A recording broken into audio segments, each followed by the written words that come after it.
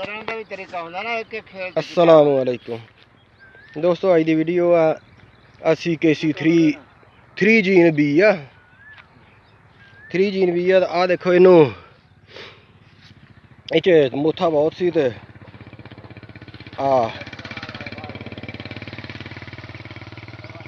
मोथा बहुत सी ते फिर इनू ग्लाइसोफिट कुछ नहीं कहती, बाकी हर शय नू खत्म कर देंदी है। तो जी आ कपाह वा इनू कुछ नहीं कहती। आ देखो बिल्कुल पौधों के मुढ़ों भी घाह सुक्का है।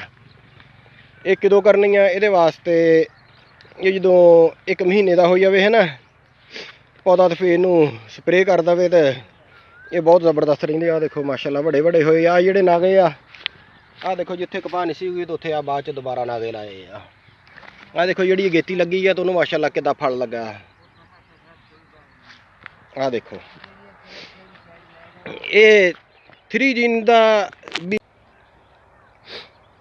3 जीन का ये बहुत फायदा कि इन्हू ग्लाइसोफिट हो जाती है। तो हर किस्म का घाह जोड़ा है ना वो साड़ सिट दिया। देखो आ कमाद का बूटे जोड़े आ कमाद भी सुक गया, हर किस्म का घाह भी सुक गया। तो कपाह जी नवीं उगन डई है वह भी नहीं सुकी। वो देखो निक्की निक्की बिल्कुल कोल करीब करके दिखा दा। आ देखो कपाह बिल्कुल निक्की जी है ना वह भी नहीं सुकी।